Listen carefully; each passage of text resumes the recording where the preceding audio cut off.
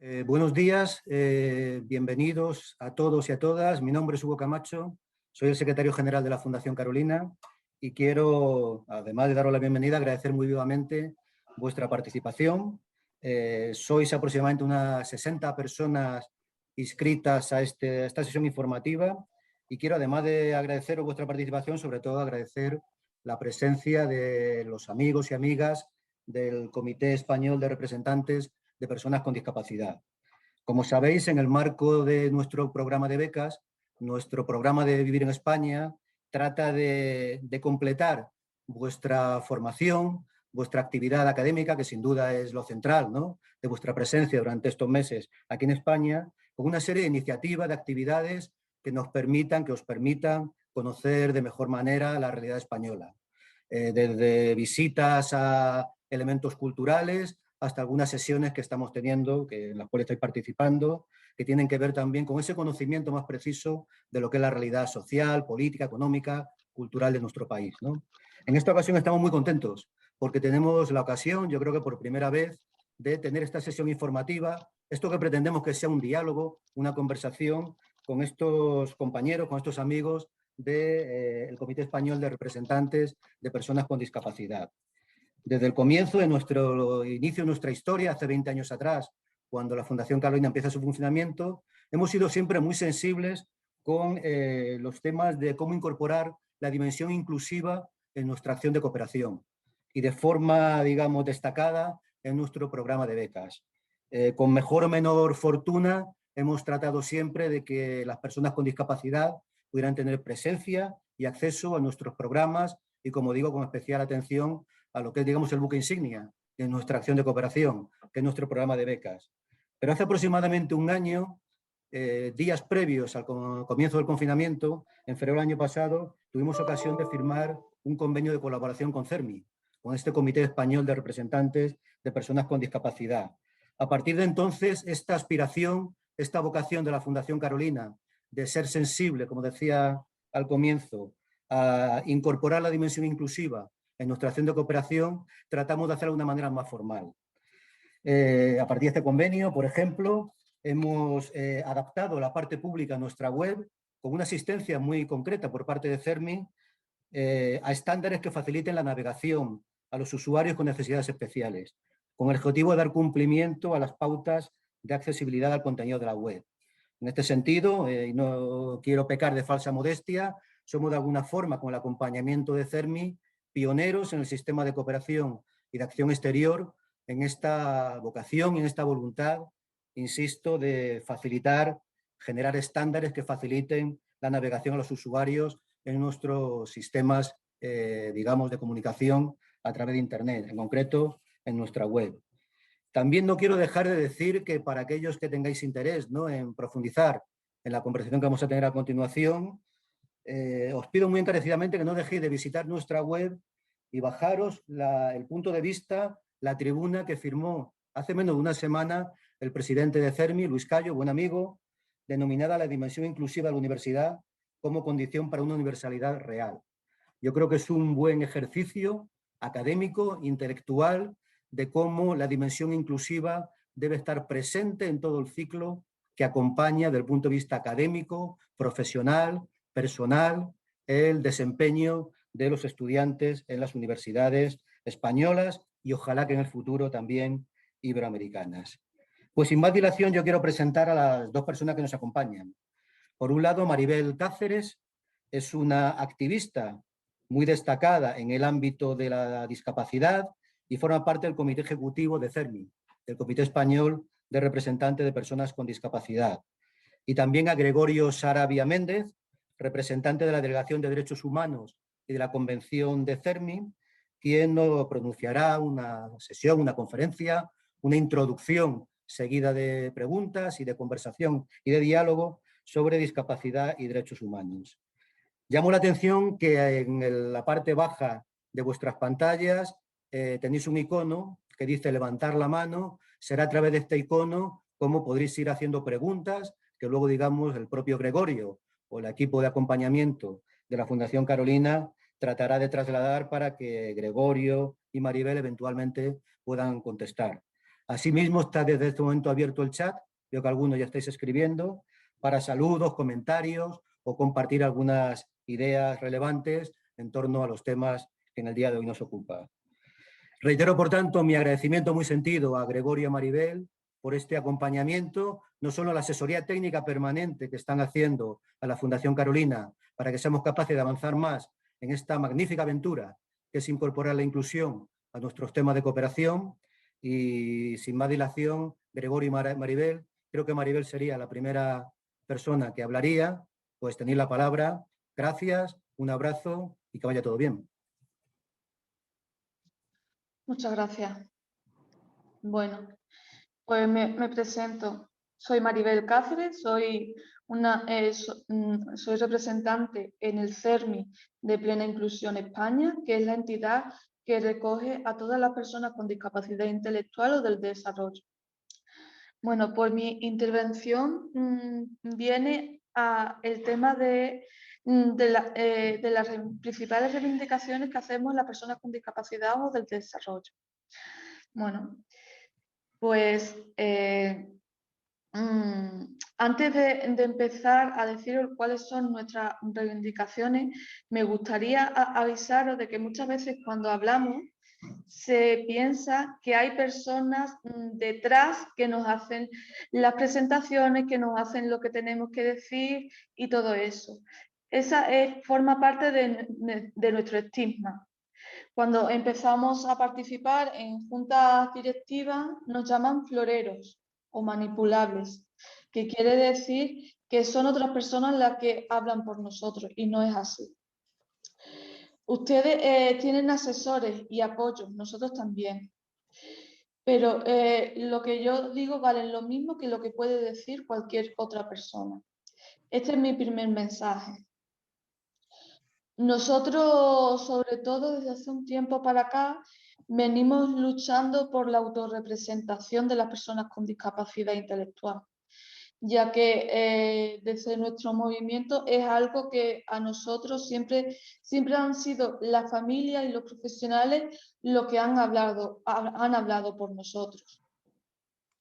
Entonces, gracias a que desde hace un tiempo para acá somos nosotros los que estamos luchando porque esa figura exista. Y también nosotros sufrimos más abuso, más pobreza, más bullying, más soledad, más problemas de salud mental, más violencia sobre las niñas y mujeres con discapacidad y más abandono escolar. Pero más paros, más problemáticas con el tema de justicia, más institucionalización, menos atenciones médicas y podría seguir. Y no lo decimos nosotros, no lo digo yo, lo dicen los estudios. Es verdad que la película Campeones es muy bonita y llena de buenas intenciones, pero detrás de tanto humor y sonrisa también hay mucho dolor, sufrimiento y frustración. Tenemos derecho a que nuestro sufrimiento valga igual que el de los demás. Por eso es tan importante que hoy esté aquí una persona con discapacidad intelectual. Porque normalmente esto os lo puede decir Gregorio, pero normalmente esto suele estar profesionales y todo eso. No suelen estar las personas con discapacidad intelectual. Bueno, pues nuestras principales reivindicaciones son que necesitamos más recursos para poder participar. Es clave para nosotros el tema de la accesibilidad cognitiva. Sin accesibilidad cognitiva nos encontramos fuera. Todas las organizaciones se tienen que adaptar para que podamos participar, ser socios, ser miembros de sus organismos de gobierno y ser representantes en instituciones, igual que en la vida política. Luchar contra el capacitismo que nos excluye de manera sistemática. También en las organizaciones de la discapacidad para acceder a todo tipo de servicios y productos, para tener un trabajo decente. Es verdad, nosotros, las personas con discapacidad intelectual, Si tenemos oportunidad de trabajo, la mayoría de las veces es porque nuestras federaciones o entidades nos dan esa oportunidad. En la sociedad les cuesta mucho adaptar un puesto de trabajo para una persona con discapacidad intelectual, porque se piensan que no vamos a ser capaces de sacar el trabajo igual que cualquier otro compañero, y eso no es real. Queremos que las prestaciones como el ingreso mínimo vital, que está diseñado desde el capacitismo, incorporen medidas como la unidad de convivencia independiente en caso de las personas con discapacidad del desarrollo, aunque tengamos que vivir con nuestra familia por dificultades de emancipación, como bien he dicho antes. Si no hay un empleo, no nos podemos ir de forma independiente. Ya tanto las personas con discapacidad intelectual que seamos autónomas, como las que no, también tienen derecho a que se les dé esa oportunidad. Y por mi parte ya estaría, Gregorio. Muy bien. Muchísimas gracias, Maribel, por tu testimonio, por tu palabra, por tu análisis y por tu presencia, que como bien has dicho, es esencial para entender los trabajos y las tareas que están aún pendientes. Quiero, por lo tanto, comenzar agradeciéndote tu presencia hoy aquí, en esta actividad con la Fundación Carolina, con la cual, como ha dicho el querido secretario general Hugo Camacho, nos unen lazos estrechos de colaboración a partir de los cuales vamos a ir realizando actividades. Desde luego que la Fundación Carolina es sinónimo de prestigio, sinónimo de educación de calidad, y tanto sus becarias como sus becarios siempre han sido referentes en todo lo que tiene que ver con los estudios y con la investigación en Iberoamérica. Agradezco, por lo tanto, a Hugo Camacho por su presentación, y también a Cristal Mariátegui Valdés y a Virginia Alba Sainz Rosas, que han sido muy amables conmigo y con Maribel para la organización de este evento en el que estoy encantado de participar. Como quizá quiero también agradecer, ¿no?, a todas las personas que están presentes también en esta sesión. Intentaré dar algunas pinceladas que tengan que ver, por un lado, con los modelos de aproximación a la cuestión de la discapacidad. Haré alguna mención rápida a la conexión que hay, sin lugar a dudas, entre la cuestión de los derechos humanos y la cuestión de los derechos de la discapacidad. Y haré también una mención, al menos de forma muy sucinta, a algunos de los contenidos principales de la Convención de Naciones Unidas sobre los Derechos de las Personas con Discapacidad. Empezando con la cuestión de los enfoques, de las maneras que se han tenido, podríamos decir, desde el punto de vista de las respuestas sociales hacia las personas con discapacidad. Lo primero que diré es que estas han ido variando a lo largo de la historia, y podemos sintetizar los cambios que se han dado a nivel histórico en dos enfoques. El primero de ellos responde a una tradición que podríamos denominar demonológica, en el sentido de que es una tradición que ha considerado a la discapacidad como fruto, como resultado de causas ajenas a la naturaleza humana. Y entonces, desde esta tradición se concebía a la discapacidad como el resultado de un pecado, ¿no?, de una falta, de un castigo impuesto por los dioses, y por lo tanto una situación inmodificable e incontrolable. En la historia, a esta tradición demonológica le va a seguir una tradición que podríamos denominar naturalista, que comienza a tratar a la discapacidad como una enfermedad, en el sentido de es el resultado ya no de causas sobrenaturales, sino el resultado de causas naturales o biológicas o ambientales, y por lo tanto se comienza a concebir a la discapacidad como una situación modificable. Esto se traduce en la aplicación de tratamientos de prevención, de cura o de estrategias de integración para las personas con discapacidad. Hacia finales del siglo pasado, del siglo XX, se abre paso una nueva perspectiva, una perspectiva que podríamos ya encuadrarla dentro de lo que denominamos la tradición social. A partir de esta tradición social, a partir de algunas de las coordenadas de esta tradición social, lo que vamos a hacer es concebir a la discapacidad como una situación integrada en gran medida por factores que son, como el nombre lo indica, son factores sociales, y que por lo tanto alienta a modificar ciertos prejuicios, prácticas y barreras que son las que impiden la participación de las personas con discapacidad en igualdad de condiciones con las demás.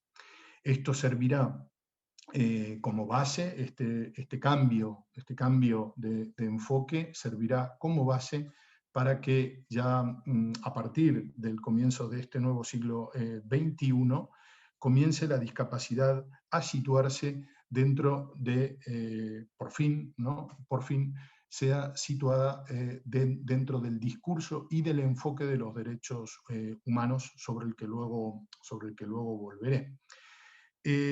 Sobre la base de estos enfoques que he señalado, creo que es posible distinguir tres modelos que voy a comentar de forma, ya digo, de forma breve, de forma sucinta. Nos encontramos con un primer modelo que podríamos denominar modelo de prescindencia, ¿no? Y que podemos situar históricamente en lo que es la antigüedad clásica, pero incluso llegando a la época del medioevo, y en el que se asigna, como veíamos antes cuando hablábamos de los enfoques, se asigna un motivo religioso a las causas que dan origen a la discapacidad, y las personas con discapacidad se consideran innecesarias por diferentes razones, o bien porque se estima que no contribuyen a las necesidades de la comunidad, o incluso porque se las considera portadores de mensajes diabólicos que son la consecuencia de un castigo divino o del enfado de los dioses, llegando a la conclusión de que sus vidas, las vidas de estas personas con discapacidad, son vidas que no merecen la pena ser vividas. Como consecuencia de estas escalofriantes premisas, las sociedades antiguas decidían prescindir de las personas con discapacidad a través de una serie de aplicaciones de lo que hoy denominaríamos políticas de corte eugenésico, y situando a las personas con discapacidad en un espacio que está destinado para lo que se denominaba en la antigüedad la anormalidad, e incluso también situándolos dentro de lo que son las clases pobres, clases que además históricamente tendrían el común denominador de la dependencia y el sometimiento a otros. Asimismo, serán tratados ya en épocas posteriores, pero dentro de este mismo modelo de prescindencia, como objeto de caridad y sujetos de asistencia. Dentro de este primer modelo, que denominábamos modelo de prescindencia, podríamos encontrar dos submodelos, o dos versiones de este modelo. Por un lado, el submodelo eugenésico, ¿no? Que sería ilustrativo en la concepción y tratamiento de la discapacidad durante la antigüedad clásica. Tenemos allí el ejemplo histórico de lo que ocurría con las personas con discapacidad, por ejemplo, en Esparta. Pero esto es algo que en general se repetía tanto en la sociedad griega como en la romana, siempre encontrando alguna base en motivos políticos y religiosos. Un segundo submodelo dentro del modelo de prescindencia es el submodelo de marginación, ¿no? Y habla de la concepción y el tratamiento de la discapacidad, por ejemplo, durante el medioevo, donde las personas con discapacidad se encontraban siempre insertas entre las personas pobres, los marginales, y por lo tanto tenían un destino, un horizonte siempre marcado por la exclusión. Durante el periodo de la Edad Media, el primer Renacimiento y la Reforma, se va a acentuar esta concepción que antes mencionaba bajo el nombre de concepción demonológica, por lo que gran parte de las personas con discapacidad fueron víctimas de tratos y de prácticas crueles. Lamentablemente, este modelo no es exclusivo de la antigüedad ni del medioevo. Si tenemos en cuenta que el desarrollo de la historia no es lineal y progresivo, podríamos encontrar en los últimos siglos también ejemplos de aplicación de este submodelo de marginación. La Ilustración, el siglo XVIII, descartó a lo que se consideraba descartó la idea de considerar la discapacidad como una enfermedad que es el resultado de un castigo divino, para pasar a presentarla como un fenómeno observable, ¿no? Es decir, un fenómeno que además de poder ser observado, puede llegar a ser erradicado con aplicaciones científicas. ¿Por qué habría que anular o erradicar a través de la ciencia a la discapacidad? Porque, entre otras cosas, se identificaba que la discapacidad atentaba contra la felicidad y contra la salud corporal. En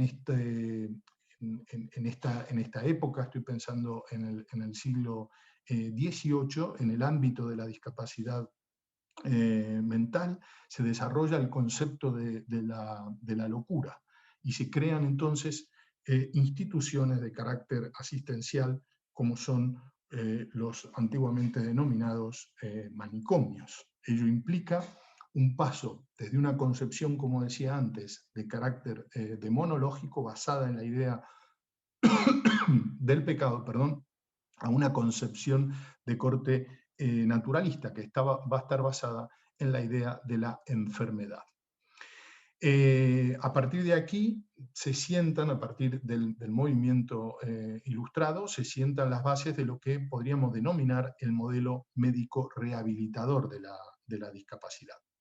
Aunque los primeros pasos de este modelo, si bien datan del mundo moderno, la consolidación de este modelo, y sobre todo desde un punto de vista legislativo, el modelo médico rehabilitador de la discapacidad, va a comenzar a asentarse ya iniciado el siglo XX, y sobre todo luego de la Primera Guerra Mundial. ¿Por qué? Porque en ese momento todo lo que fueron las víctimas de las guerras, los heridos por el conflicto bélico de la Primera Guerra Mundial, van a ser vistas esas personas que habían quedado mutiladas, heridas, algunas de ellas con secuelas muy graves, van a empezar a ser vistas estas secuelas y estas mutilaciones como una insuficiencia, ¿no? Una deficiencia que además debe ser erradicada. Avanzando un poco más en el tiempo, a partir de la Segunda Guerra Mundial, podemos ver que la filosofía que va a inspirar el modelo médico rehabilitador va a considerar que las causas que originan la discapacidad derivan de limitaciones individuales, también denominadas muchas veces deficiencias, que tienen determinadas personas a quienes se las describe con un déficit orgánico o funcional. El centro del problema es que se sitúa en la persona con sus deficiencias y con sus dificultades, a quien es imprescindible rehabilitar. De ahí hablar de un modelo médico rehabilitador. En concordancia con la definición del problema, las respuestas se centran exclusivamente en las limitaciones que tiene la persona, que para poder participar plenamente en la vida social tienen que someterse a tratamientos, a rehabilitaciones que de alguna manera borren lo que son consideradas como deficiencias o insuficiencias. En este sentido, comporta el convencimiento, ¿no?, de que la deficiencia / enfermedad, al ser una situación que puede ser modificable, debe ser en todos los casos curada. Y por ende las personas con discapacidad deben ser en todos los casos rehabilitadas.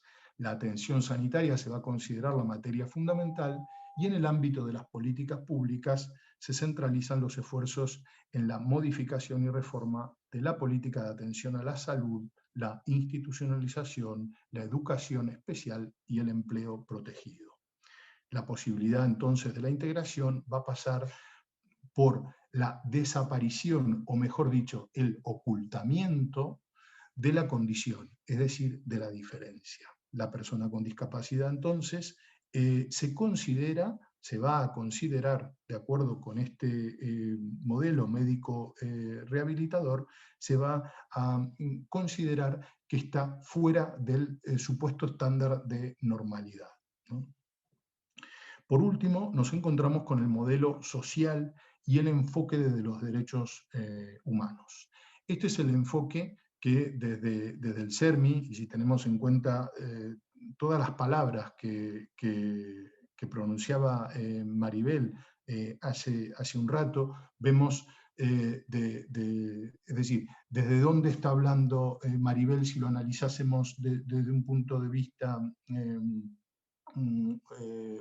teórico, pues está hablando desde un enfoque de los derechos humanos, que es un enfoque que es clave, ¿no? Porque es el único que resultaría hábil para poder plantear un estudio sistémico, integral, interactivo e interseccional de una temática que necesariamente debe ser encarada de ese modo, ¿no? En este sentido, si bien el modelo médico hegemónico durante muchísimo tiempo, hablábamos antes de los comienzos a partir de la Ilustración y hasta bien avanzado el siglo XX, lo que tenemos que decir de este modelo médico hegemónico, que fue hegemónico durante muchísimo tiempo, es que constituye, claro, una mirada unidireccional, una mirada que es parcial, que es vertical y que está basada además en una relación que es autoritaria entre el médico y el paciente. Y por lo tanto es una mirada que resulta superficial y muy limitada. Por el contrario, si partimos de la idea de un modelo social, veremos cómo este sí se constituye en un modelo de derechos humanos. Desde un punto de vista histórico, lo que podríamos considerar como el nacimiento del modelo social tuvo lugar a principios de la década de los años 70 del siglo XX, sobre todo en el ámbito anglosajón, tanto en Estados Unidos como en Inglaterra. Fueron los activistas de la discapacidad y las organizaciones de personas con discapacidad las que se unieron para condenar lo que había sido históricamente un estatus de ciudadanos de segunda clase. A partir de ese momento, entonces, la participación de las personas con discapacidad y sus organizaciones, otro tema al que hacía referencia Maribel en su intervención, son las que van a abrir un nuevo frente en el área de los derechos civiles y la legislación contra la discriminación.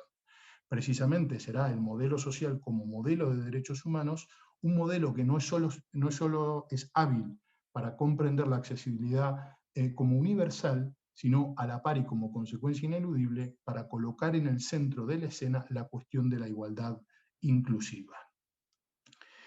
Bien, tomando elementos a los que también hacía referencia Maribel como mujer,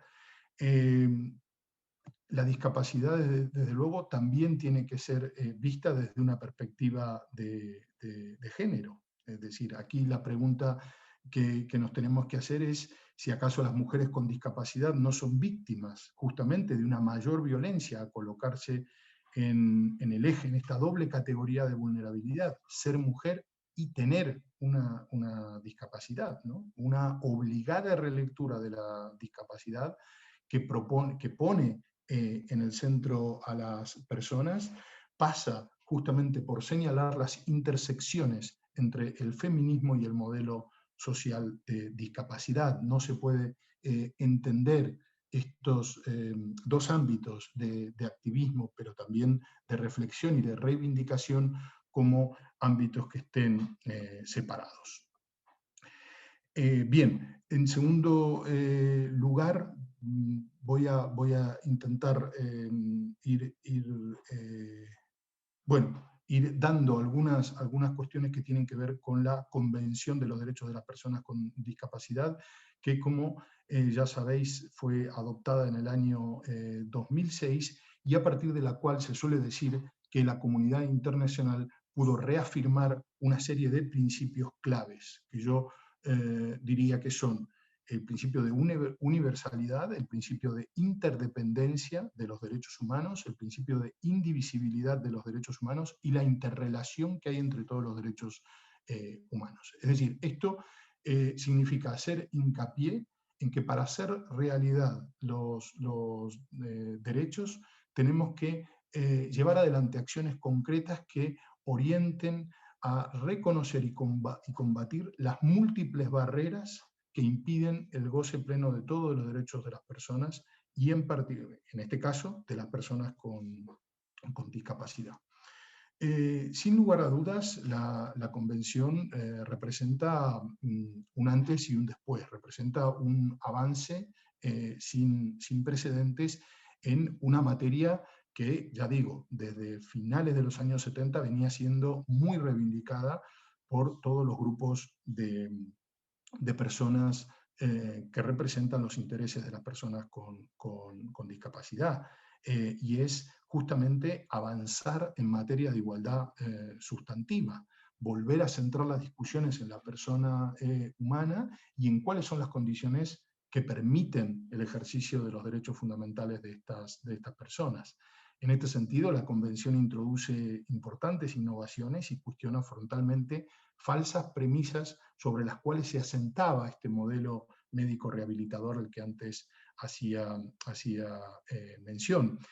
También se suele decir que la Convención presenta un cambio de paradigma, en el sentido de que genera la necesidad de que nos replanteemos como sociedades, como sociedad civil, pero también, sobre todo, como sociedad política, cómo va a ser el quehacer normativo y de políticas públicas que son necesarias para el respeto, la garantía, el pleno goce de los derechos humanos de las personas con discapacidad, para asegurar que las personas con discapacidad tengan los apoyos que necesitan, para asegurar que todas puedan participar en todos los ámbitos de la vida, no solo en algunos ámbitos de la vida, sino en todos, porque es una cuestión de derechos esencial, que puedan participar en todos los ámbitos de la vida en igualdad de condiciones con los demás. Y en este sentido, también por recoger algo que decía mi compañera Maribel, que nada de lo que tiene que ver con las personas con discapacidad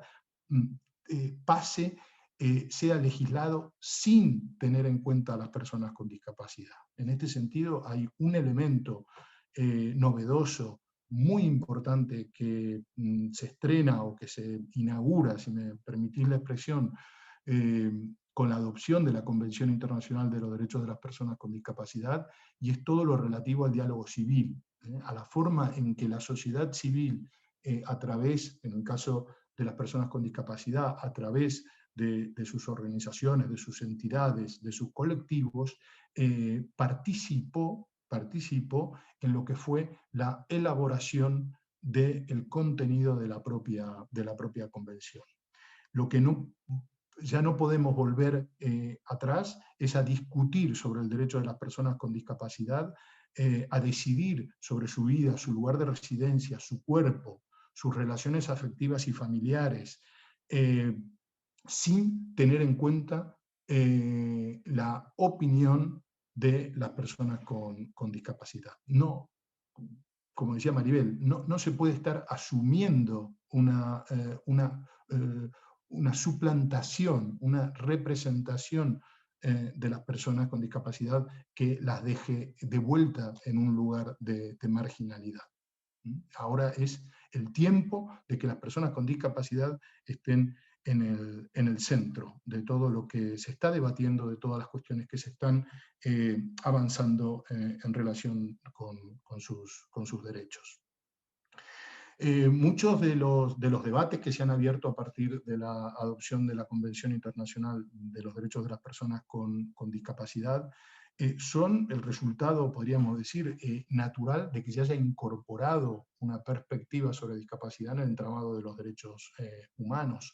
Otros son también producto de cuestiones que tienen que ser removidas, de cambios de mentalidad que son necesario implementar, y que en este sentido la educación, en este sentido la difusión sobre temas que tienen que ver con discapacidad y derechos humanos cumple un papel esencial, y es altamente positivo y enriquecedor para toda la comunidad ir adoptando esta mirada sobre la discapacidad desde el enfoque de los derechos humanos.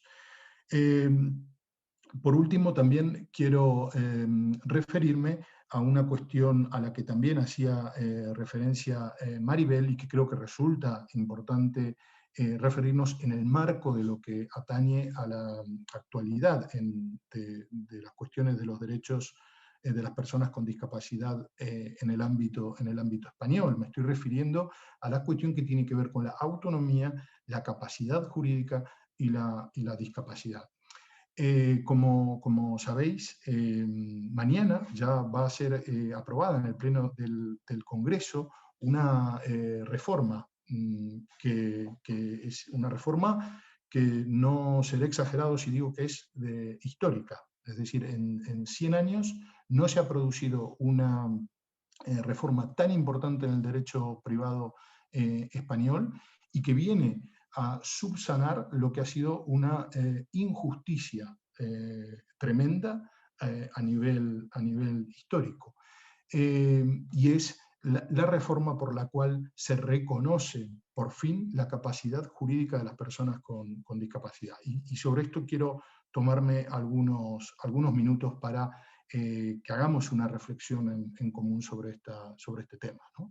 Tenemos que tener en cuenta que elegir, para bien o para mal, vayamos a equivocarnos o vayamos a elegir de forma acertada, es algo que nos convierte en seres libres, ¿no? Y que los sistemas políticos y las estructuras jurídicas deben ser habilitadoras de esta libertad. Es así desde este siglo XVIII que decíamos, y todo lo que fueron las revoluciones liberales. De eso se trataba, el derecho como un instrumento de emancipación para ir ganando espacios de libertad, ¿no? Administrar nuestra vida de acuerdo con nuestros propios deseos e intereses, elegir con quién y dónde vivir, poder desarrollarnos profesionalmente, intelectualmente, emocionalmente, sin ser vigiladas, sin ser manipuladas las personas por terceras personas, ser niñas y vivir en un entorno familiar y que se respeten nuestros deseos de acuerdo con nuestra edad y nuestro desarrollo, ser personas adultas, mayores, sin perder de vista nuestras libertades de elegir y de vivir de acuerdo con una historia de vida entera. Si tengo bienes, comprar y venderlos, ceder, disponer según sea el mejor acuerdo con mi propia decisión. Estas son entre cientos de miles de decisiones que le corresponden tomar a una persona a lo largo de una vida. Pensar en las consecuencias de la discapacidad implica, por lo tanto, en un primer paso, reconocer a las personas con discapacidad como personas iguales ante la ley y en los hechos, pero sin estar colocando peros. Mañana se dará un paso importante en España para empezar a quitar estos peros. Entonces, sí, es persona pero no piensa igual que los demás. Sí, es persona pero es peligrosa para sí o para terceras. Sí, es persona pero no puede administrar sus bienes para llegar a fin de mes. Sí, es persona pero vaya uno a saber con quién se quiere casar, con lo inestable que es, ¿no? A ver, reconocernos como personas también implica reconocernos interdependientes con las demás personas. Sí, es persona pero no puede vivir sola. Pues entonces que cuente con el apoyo que necesite. Sí, es persona pero no puede decidir por sí misma. Pues que se le preste el apoyo en la toma de decisión. Estos son los cambios que eran tan necesarios y que, por suerte, no por suerte, por el trabajo continuado de mucho tiempo y sobre todo por el impulso de la sociedad civil, se está alcanzando. Sí, es persona pero no puede administrar su pensión, pues que se le dé apoyo en la administración de sus bienes. Porque esto al final es una reflexión sobre los derechos humanos. ¿Para qué existen entonces los derechos humanos? Los derechos humanos existen porque la realidad y el derecho avasallan los derechos de ciertas personas de una manera arbitraria, privándolas de ejercer los mismos derechos que las demás personas. ¿Y por qué la Convención de los Derechos de las Personas con Discapacidad cuestiona el igual reconocimiento de las personas con discapacidad ante la ley, particularmente en el ejercicio de la capacidad jurídica? Porque ninguna de las otras vías ya intentadas, como medidas procedimentales que han existido, que existen hasta ahora, de curatela, de aumento de la vigilancia, de los sistemas de salud mental, las instituciones sociales, la representación por parte de terceros, ni la bondad y caridad ajenas, lograron evitar ni revertir lo que han sido históricamente violaciones muy graves y muy serias a los derechos humanos de las personas con discapacidad. Por lo tanto, el no ejercicio de la capacidad jurídica es la raíz del problema. A partir de mañana, quizá podamos empezar, por lo menos en el ámbito español, en otros países estos avances también ya se han dado, a atajar la raíz del problema. ¿Por qué? Porque lo que se intenta hacer con la privación de la capacidad jurídica de las personas con discapacidad no es solo la causa de sistemáticas violaciones a los derechos humanos, sino que es un sinsentido jurídico y administrativo. Pensémoslo así, le voy a privar un derecho, pero para que ese derecho se ejerza, voy a crear un sistema que le suplante a usted en ese ejercicio. Pero si hay abusos, voy a crear un sistema paralelo para que se persiga ante la justicia ese abuso. Pero si ese sistema no logra abarcar la universalidad de casos que el propio sistema crea, entonces quien originalmente la sustituye en el derecho de ese derecho puede cuestionar su propio abuso. Sí, están increíble como lo estoy contando. Usted no puede cuestionar el abuso porque usted está privada de ese derecho como persona. En este sinsentido, en esta terrible injusticia es en la que han estado viviendo las personas con discapacidad en relación con algo esencial como es la capacidad jurídica. Para terminar, diré entonces que la Convención sobre los Derechos de las Personas con Discapacidad, la reforma que mañana se aprueba, esta reforma de calado del derecho civil en España, lo que va a hacer es revertir esta lógica, ¿no? Partiendo del siguiente razonamiento. Usted es persona, indistintamente de su capacidad mental, como tal tiene entonces derecho a elegir, es decir, a ejercer su capacidad jurídica. Si tiene dificultades para elegir, dadas las circunstancias de su caso, pero no por su diagnóstico, usted puede elegir a quien le asista a tomar decisiones. Esto es, en términos jurídicos, el apoyo. Y si usted se equivoca, es responsable de sus elecciones. Si quien le asiste en la toma de decisiones abusa de su posición o simplemente no le da confianza, usted puede cuestionar a quien le asiste y elegir a otra persona. Y si lo desea, puede ir a un tribunal. Entonces tendrá capacidad para estar en juicio y ser oída. Y si se aprueba que quien la asistió la perjudicó en beneficio propio de terceras personas, usted tendrá derecho a una reparación y la persona que abusó será sancionada. Otras personas que asistan a personas con discapacidad verán que están siendo observadas y eso podrá desincentivar los abusos que históricamente también se cometieron en relación con esta curatelas y con estas tutelas. Si dada la circunstancia de los abusos, del caso, hay motivos razonables para pensar que usted está particularmente expuesta a abusos, el acuerdo de asistencia se podrá formalizar a través de un acuerdo privado o por decisión judicial que establezca formas de monitoreo más intenso sobre quien la asiste, es decir, una serie de salvaguardias.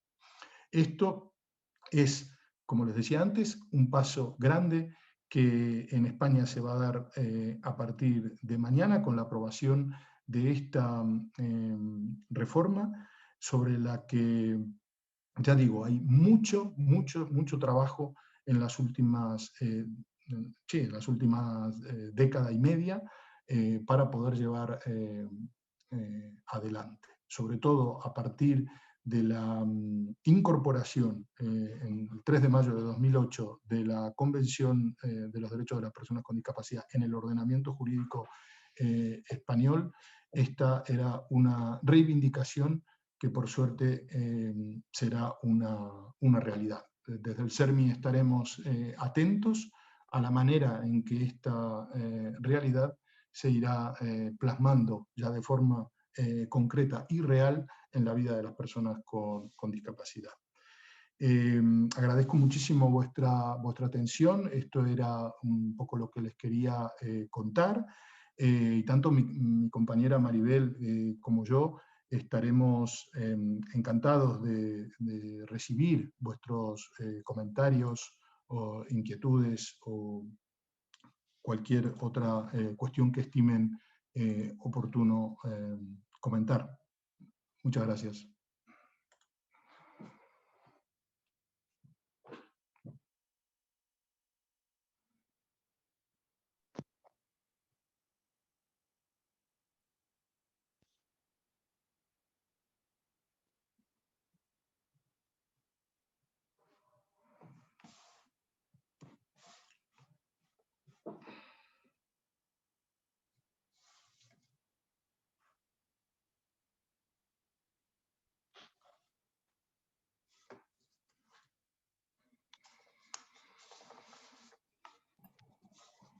Muchas gracias, Gregorio. Estaba mirando en el chat que había un par de personas que Flavia había planteado una pregunta por escrito. Ya le hemos informado de que hay Domingo, ¿no? Domingo, ya tienes tú la palabra.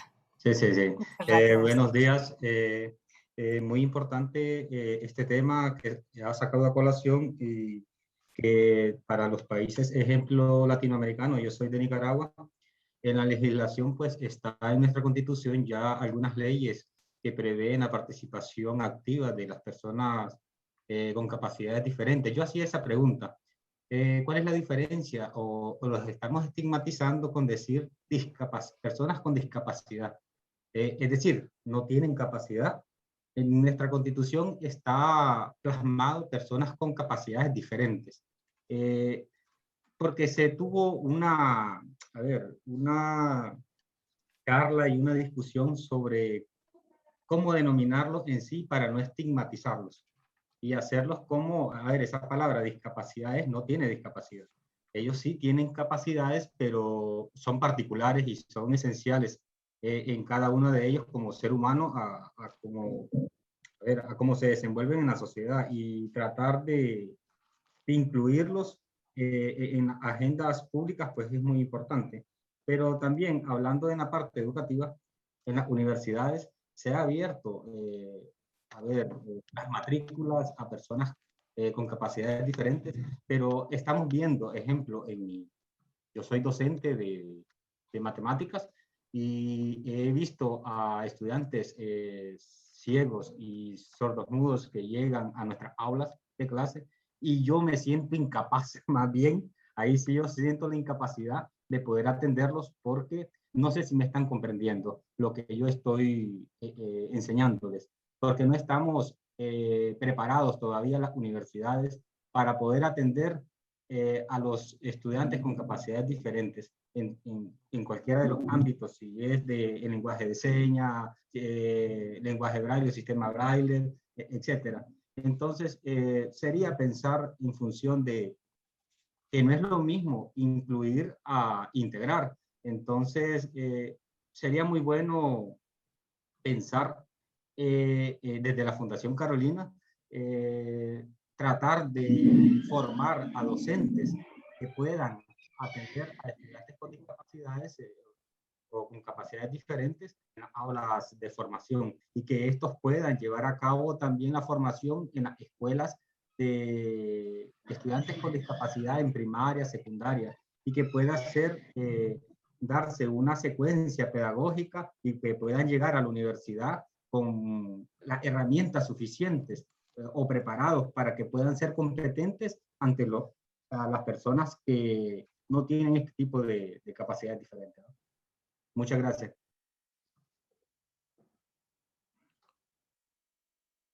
Gracias, Domingo. Maribel, no sé si quieres responder algo, partiendo sobre, ¿sabes qué? Estaba pensando, Maribel, esta primera parte de lo que planteaba Domingo. ¿Cómo te sientes tú si se habla de ti como una persona con discapacidad? ¿Es para ti, resulta estigmatizante? ¿Cómo lo sientes tú? ¿Cómo lo vives tú? Yo para mí no, ni para mi colectivo, no nos sentimos así como has dicho tú, pero personas con capacidades diferentes, todos tenemos capacidades diferentes, da igual que que sea una persona con discapacidad o no, al final todos tenemos capacidades diferentes. Entonces yo no me veo, no me atrae ese término, y aquí en España se está utilizando últimamente mucho.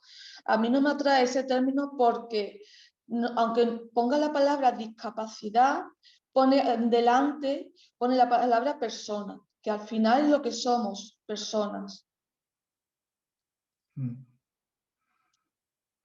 En ese mismo sentido, Domingo, la cuestión desde un enfoque social al que me estaba refiriendo, referirnos a las personas con discapacidad, si lo hacemos desde un enfoque social, el acento está puesto en la falta de diseño a nivel institucional que tiene la sociedad en general para atender justamente de una forma adecuada, eficaz, eficiente, lo que es el ejercicio pleno de los derechos de las personas con discapacidad.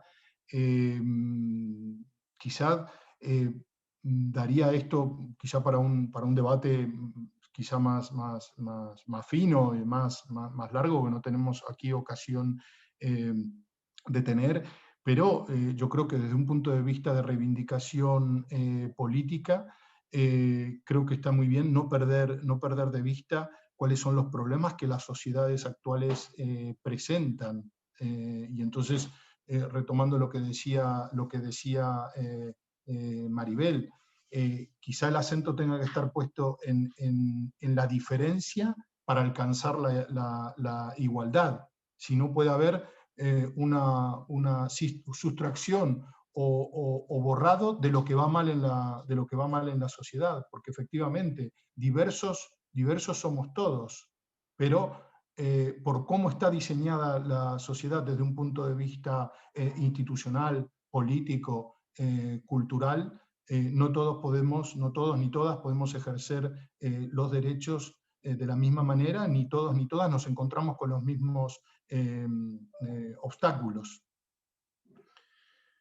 Y luego, con respecto a lo que mencionabas, que creo que es un tema claro, Domingo, ¿no? Y es el tema de la formación, en lo que tiene que ver al final con algo que ya desde la comunidad internacional se ha podido trabajar en lo que son las observaciones generales que ha emitido el comité. Estoy pensando en lo que es la observación general del Comité sobre los Derechos de las Personas con Discapacidad número 6, ¿no? Y que tiene que ver con la idea de avanzar hacia una igualdad inclusiva. Y en este sentido hace falta avanzar no solo en términos de igualdad inclusiva, sino también en términos de educación inclusiva, y para eso los docentes tienen que estar preparados, y los déficits en la formación de los docentes para atender estas cuestiones es algo que sinceramente, que no solo atañe al ámbito en el que tú te desenvuelves, sino que diría que es un déficit muy, muy extendido en distintos países del mundo, por supuesto, incluyendo aquellos que han ratificado la Convención Internacional.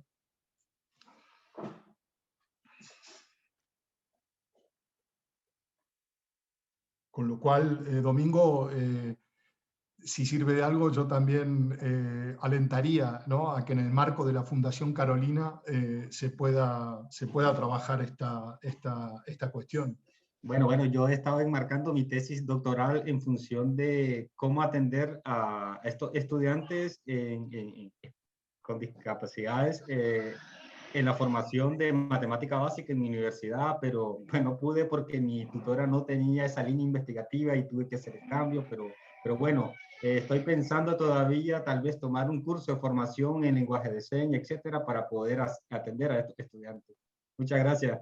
Domingo, encantado. Y si puedo serte útil en algo, desde la Fundación Carolina te pueden facilitar mi correo electrónico para que te pueda poner en contacto con entidades que aquí en España vienen trabajando desde hace muchísimo tiempo en todo lo que tiene que ver con los aspectos formativos, y desde luego con todo lo que tiene que ver también con la lengua de signos y todo eso. Entonces, cuenta con ello en lo que desde el CERMI te pueda resultar útil. Venga, muchas gracias.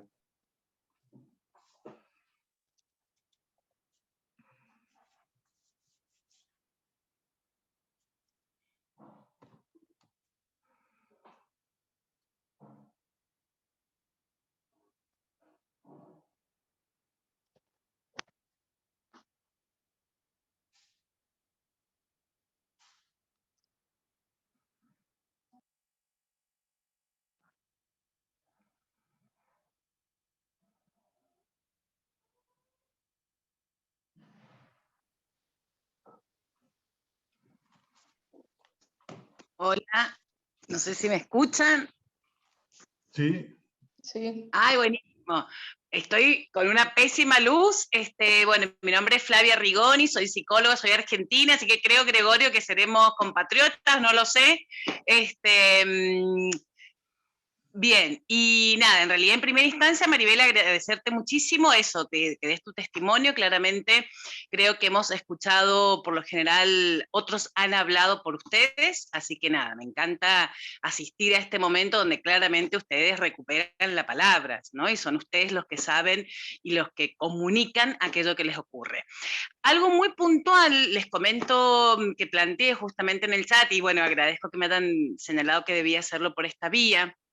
Tiene que ver justamente con, gestamos una investigación acá en Argentina, específicamente con jugadores de rugby inclusivo, Mixed Ability Rugby, y bueno, nos pareció obvio que escuchar a los jugadores, por supuesto, independientemente de los facilitadores y los padres, y claro, llega el momento, específicamente en investigación, de redactar el consentimiento informado. Y esto justamente para que fuesen los mismos jugadores los que dieran su consentimiento de participar. Y nos pareció muy interesante el impacto que esto produjo, porque automáticamente, como la premisa fue, ellos no lo pueden leer, no lo pueden comprender, y por ende debe ser el apoyo principal quien lo firme, ¿no? Y eso nos posicionó en un lugar. Claramente tomamos la decisión de que sean ellos, incluso invitamos a un papá para que lo fuéramos leyendo, explicando, y fueran ellos los que dieran su consentimiento de participar en la investigación, además del apoyo principal. Yo lo que veo es que eso, en España me parece que están, digamos, se va logrando materialización de prácticas acordes con las leyes. Acá yo siento que tenemos la ley, la ratificamos, ¿no? Por ejemplo, la convención ratifica Argentina, pero luego en las prácticas todavía está vigente otro modelo, ¿se entiende? No necesariamente el de plena vigencia, digamos, de los derechos humanos, ¿no? Entonces, creo eso. Y específicamente, de hecho, leo muchísimas investigaciones donde participan personas con discapacidad intelectual y son claramente ellos quienes dan su consentimiento. Pero insisto, acá pareció como algo, y qué raro, y cómo, ¿se entiende un poco mi pregunta sería como decir, bueno, cómo esto han logrado, a través de qué prácticas, el pleno entendimiento de que sí, efectivamente son ellos los que tienen que dar el consentimiento informado. Maribel, ¿quieres comentar algo? No, porque al final es lo que estaba diciendo esta oyente, ¿no? Que tienen que ser ellos los que den el consentimiento, aunque estén los padres y tengan que estar ahí por si le tienen que explicar algo, por si hay algo que no entiendan. Pero al final ellos son los que van a participar en eso, entonces tienen que ser ellos los que den el consentimiento. Sí. Y bueno, encantado de saludarte, Flavia. Efectivamente, somos compatriotas. Creo que estás en Argentina, ¿verdad? Sí, en Mendoza. Bueno, yo estoy fantástico, pues yo estoy aquí del otro lado del charco, como solemos decir. Y la verdad es que estaba pensando, Flavia, en lo que comentabas. Desde luego lo que apunta Maribel es esencial. Lo cierto es que si no hubiese habido tantas injusticias históricas en relación con esto, y por lo que señalas algunas cuestiones que todavía faltan, en las que se tiene que avanzar también en Argentina, ¿no? Para tomarse en serio algo que tiene que ver con la condición de accesibilidad. Es decir, ahí hay dos estrategias complementarias que resultan esenciales. Por un lado, el diseño universal. El diseño universal no solo tiene que ver con barreras arquitectónicas. El diseño, es decir, tiene que ver con proyectos, con entornos, con procesos, con bienes, con productos, con servicios, con objetos, con instrumentos, con dispositivos, con herramientas, que puedan ser utilizadas por todas las personas, independientemente de la discapacidad que tengan. Y luego, junto con esto, otra estrategia complementaria, los ajustes razonables. Esto es lo que no hay que perder de vista, ¿no? Entendiéndolas como aquellas medidas que están destinadas a adaptar el entorno a las necesidades específicas de ciertas personas, que por diferentes causas se pueden encontrar en una situación especial, que quizá no ha sido prevista a la hora de diseñar, por ejemplo, un instrumento que necesita del consentimiento de la persona, ¿no? Entonces, estas son las medidas. Estoy hablando de dos grandes estrategias, pero que no deberíamos perder de vista, no deberían perder de vista los poderes públicos, y que son las que tienden a facilitar la participación en igualdad de condiciones de todas las personas. Gracias, Gregorio. Gracias, Maribel. Muchas gracias, Flavia.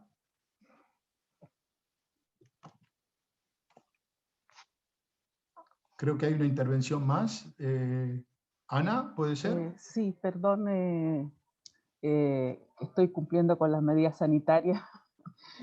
Soy chilena y me encuentro en la Universidad Politécnica de Valencia por estos días, por estos meses. Y mi pregunta era para Maribel, que estoy plenamente de acuerdo con lo que ella dice, que todos tenemos capacidades diferentes. Sin embargo, me cuesta resolver o cómo zanjamos el tema del lenguaje, porque igual necesitamos buscar una forma de comunicarnos o de nombrarnos o de mencionarnos para facilitar o hacer fluida la comunicación. Mi pregunta es, ¿cómo lo hacemos? ¿Cómo lo zanjamos? ¿Cómo nos nombramos? Pues al final es como he dicho antes, como persona. Muchas veces, yo muchas veces dando charlas de sensibilización me dice, ¿y cómo os tratamos? Y tal, digo, pues como puedes tratar a otra persona igual. Lo único que pasa que nosotros nos tenemos que preguntar las cosas pues, de forma más sencilla para que la podamos entender. Pero es sencillo hablarnos como personas, pues Maribel, ¿qué te parece esto? O Maribel, ¿qué te parece tal? ¿Te parece bien que hagamos esto así o tal? Y haciéndonos partícipes, que eso también es muy importante. Muchas gracias, Maribel. De nada, Ana. Maribel, te tengo una pregunta, disculpa. Dime, Domingo. A ver, has dicho algo que me ha llamado la atención ahorita mismo, y es sobre que me traten igual como las demás personas. Pero, a ver, yo te hago una pregunta como maestro. Imagínate que yo hago un plan de clase y lo hago no pensando en que todos tengan el mismo pensamiento matemático o la misma forma de razonar o las mismas capacidades.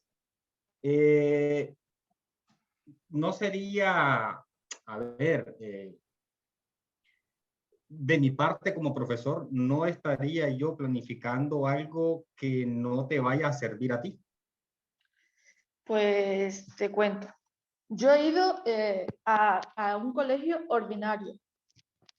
Lo único que pasa es que como en cierto curso, al no haber las adaptaciones que yo necesitaba para superar cada nivel, pues yo tuve que dejar el curso. Pero ahora, por ejemplo, aquí en España, ahora sí ya va viendo esas adaptaciones, ya sí va viendo esa educación inclusiva, que al final es lo que estamos luchando. Nosotros queremos es que nosotros tampoco necesitamos tanto, necesitamos que esté, por ejemplo, que si los materiales, como antes he dicho, si los materiales están en lectura fácil, por ejemplo, para nosotros es muchísimo más sencillo pasar de un curso a otro, y luego si el profesor, como en tu caso, Domingo, ve que la persona no se está enterando bien, le dice, te estás enterando, fulanito, y si te dice, pues no, me lo puedes explicar, pues se lo intentas explicar de forma, con palabras más sencillas, para que esa persona lo pueda entender. Claro, es que esa es la experiencia que me decía una de las estudiantes, profesor, hable un poco más despacio.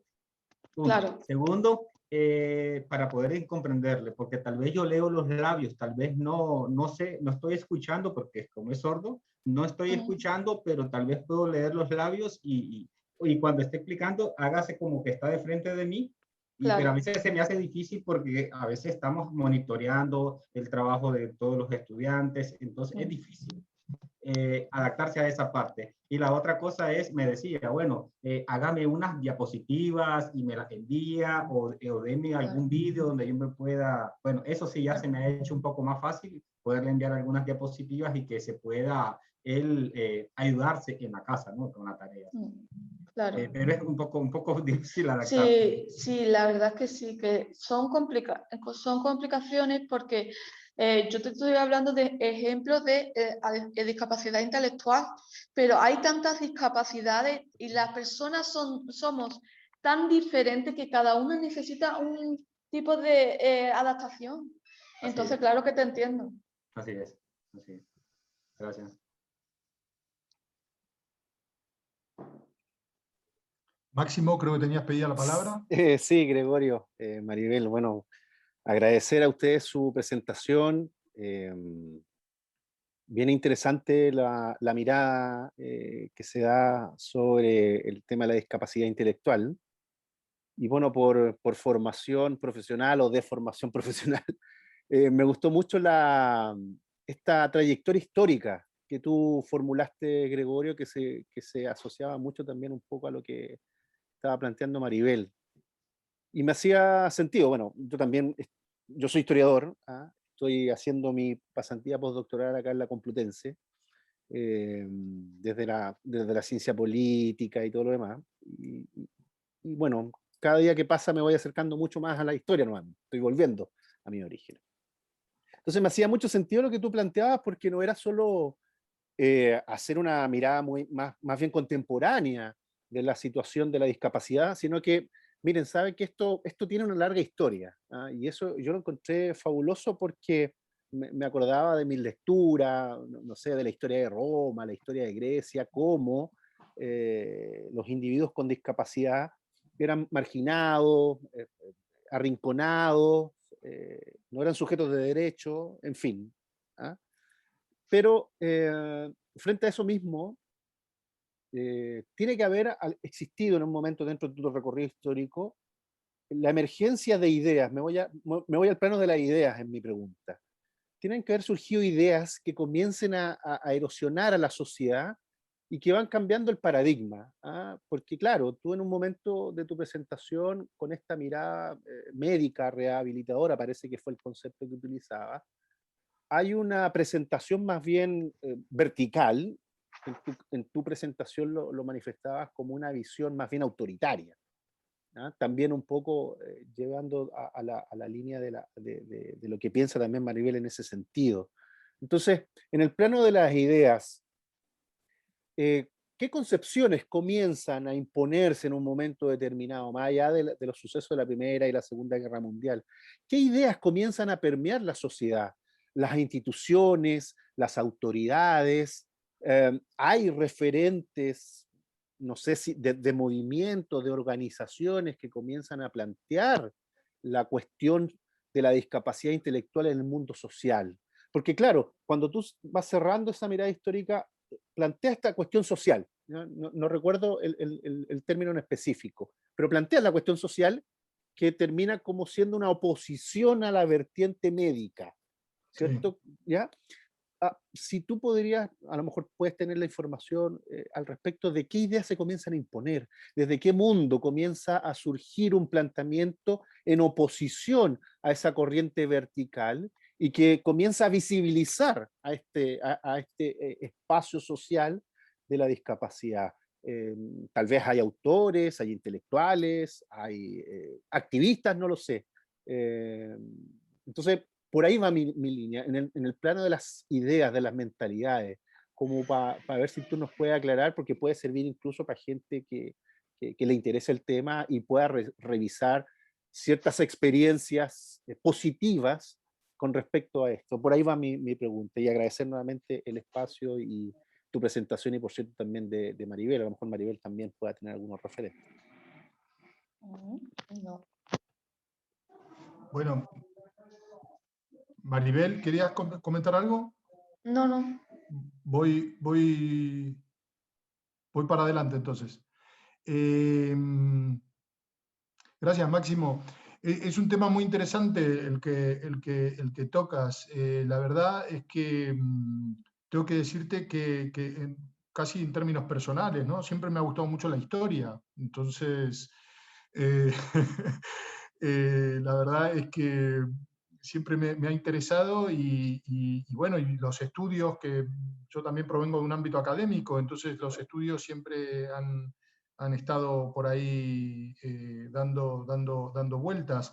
Me animaría a hablarte casi, ya digo, como darte dos titulares, nada más, sin poder profundizar, pero lo mismo que le decía a Domingo, te digo a ti, Máximo, si tú luego me quieres escribir, sin ningún problema podemos profundizar todas estas cuestiones, porque daría para mucho. Tu pregunta me parece que es muy interesante, pero a la vez es difícil de responder de forma breve.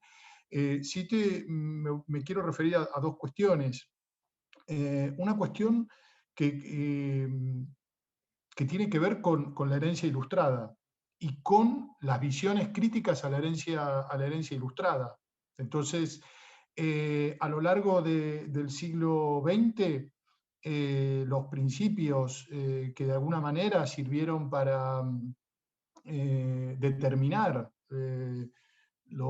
vamos a decir así, los caminos del mundo moderno, del mundo, o sea, contemporáneo, tienen una base filosófica, digamos, que tiene que ver con los valores y con los principios de la Ilustración.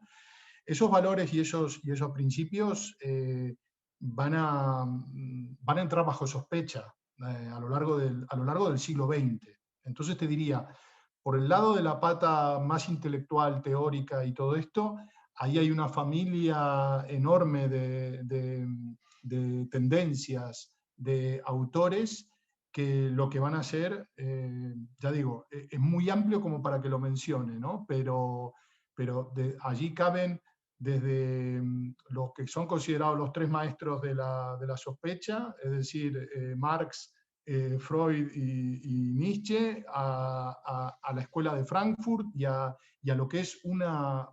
Y fíjate, y hasta los movimientos a partir de los años 50 y 60 del siglo XX que tienen que ver con la descolonización, con el pensamiento periférico, con las lógicas norte-sur, es decir, ahí hay, es un caudal enorme de transformación a nivel teórico que va a alimentar una visión crítica de los valores ilustrados y de la cual se van a alimentar justamente estas visiones críticas que se dedican a revisar el concepto de racionalidad, el concepto de capacidad, el concepto de sujeto, el concepto de individuo, el concepto de agencia moral, etcétera, etcétera, etcétera. Entonces, este es un primer titular. Y un segundo titular tiene que ver, a partir de los años 50, a partir de los años 60, lo que va a ser el movimiento asociativo de la discapacidad.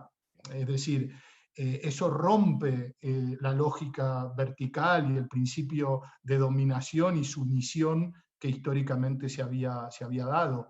Este movimiento asociativo de la discapacidad, vinculado a movimientos como puede ser el de vida independiente y movimientos que yo situaba, ¿no?, en el ámbito primero anglosajón, justamente lo que vienen a reivindicar es la falsedad, la imposición de lo que son estereotipos que a nivel social siempre han funcionado a partir de elementos que no tienen que ver con la realidad, sino que tienen un fuerte componente ideológico y que solo defienden a los intereses y la visión del mundo de una parte muy pequeñita de la sociedad.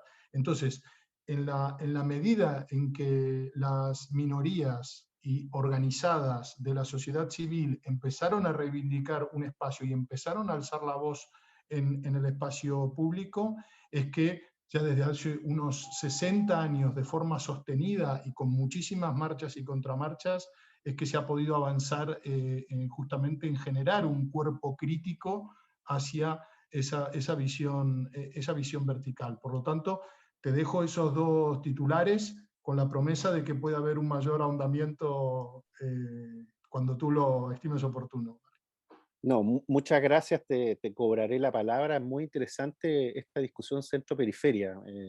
No la tenía asociada con el tema de la discapacidad intelectual, yo la asociaba más bien a posiciones más bien del sistema político internacional, en fin. Pero uno se va a dar cuenta, o tú lo planteas, cómo esas ideas igual van permeando otras esferas sociales y que hay un tronco común. Claro, hay una corriente muy anglosajona, y como yo soy latinoamericano, también hay que ver cómo desde Latinoamérica también esas ideas fueron fluyendo y fueron permeando la sociedad. Muchas gracias, Gregorio. Encantado, Máximo. Te cobraré la palabra. Muy bien.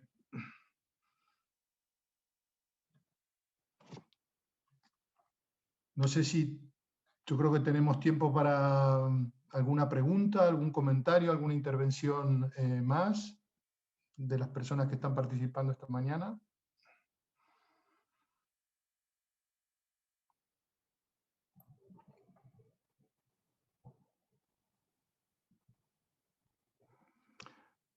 Muy bien. Parece, Gregorio, que no hay, ¿no?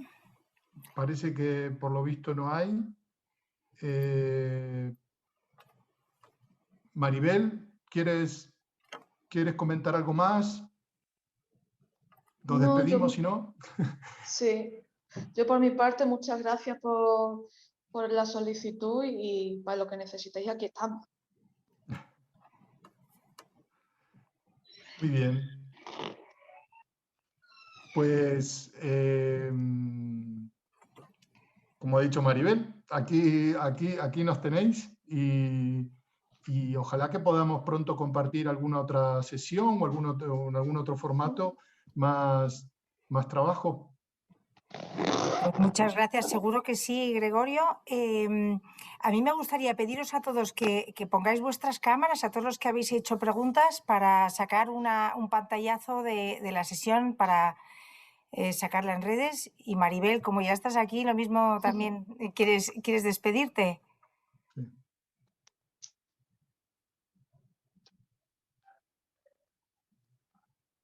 Bueno, pues ya está, que muchas gracias por esta oportunidad y que para lo que necesitéis aquí estamos.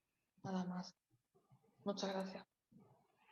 Pues Gregorio, si te parece, los que queráis, no sé si quieres que pasemos tu correo electrónico o canalizamos nosotros mensajes a través de Vivir en España y te los remitimos, lo que tú nos digas. No hay ningún problema. Voy a, si te parece bien, Cristal, a todos los panelistas y participantes lo coloco aquí en el chat y así ya queda Muy bien. para cualquiera de las personas que quiera escribirme, que lo pueda hacer. ¿Vale? Yo creo que ahí ya tenéis Ahí está, mi perfecto. correo del CERMI y bueno. Perfecto. Y será hasta pronto. Pues muchísimas gracias a todos nuevamente por haber estado con nosotros.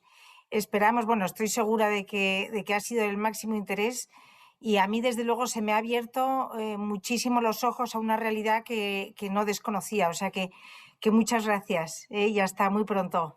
Eso, gracias. Un Hasta abrazo pronto. para todas y todos. Chao, chao. Adiós.